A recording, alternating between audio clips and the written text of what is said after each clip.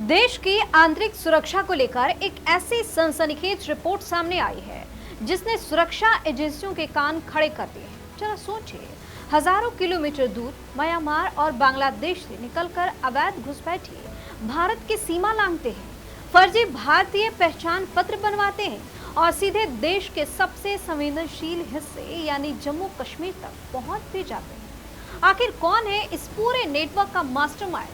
कैसे दलाल, फर्जी सरकारी कागजात और ढीला ढाला लोकल नेटवर्क मिलकर देश की सुरक्षा में सेंध लगा रहे हैं? इस गंभीर मुद्दे पर गृह मंत्री अमित शाह और केंद्र सरकार का रुख शुरुआत से ही बेहद सख्त रहा है। संसद से लेकर सार्वजनिक मंचों तक अमित शाह कई बार साफ लहजे में कह चुके हैं कि अवैध घुसपैठियों को देश की सुरक्षा के लिए बड़ा खतरा माना जाएगा और उन्हें चुन चुन कर देश से बाहर निकाला जाएगा। लेकिन इसके बावजूद जम्मू से जो खुलासे हो रहे हैं वो वाकई चौंकाने वाले हैं।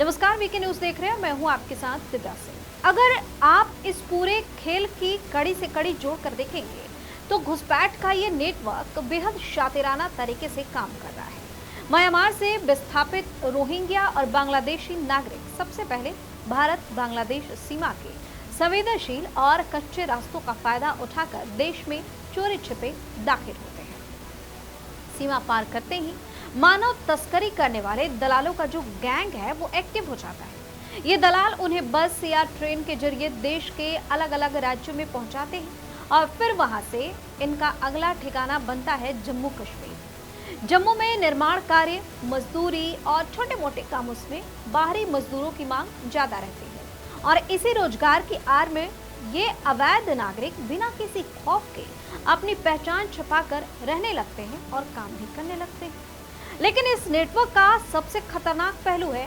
फर्जी पहचान पत्र तैयार करवाना। जम्मू कश्मीर पुलिस की जांच में ये खौफनाक सच सामने आया कि कुछ स्थानीय मददगारों की मिलीभगत से इन अवैध घुसपैठियों के फर्जी आधार कार्ड और डोमिसाइल जैसे अहम दस्तावेज तक बनवा दिए जाते हैं।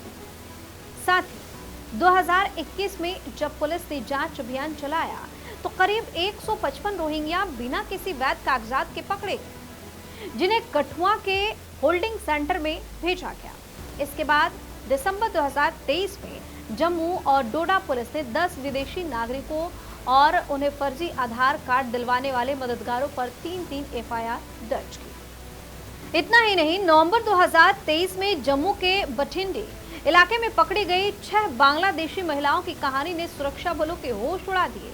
जांच में पता चला कि दलालों के जरिए जम्मू पहुंची ये महिलाएं आगे कश्मीर की ओर निकलने की फिराक में थी। वहीं मई 2024 में खौड़ इलाके से पकड़े गए बांग्लादेशी नागरिक के पास से बांग्लादेशी करेंसी और सिम कार्ड बरामद हुए, जो इस बात का सबूत है कि सीमा पार का ये नेटवर्क कितना गहरा है।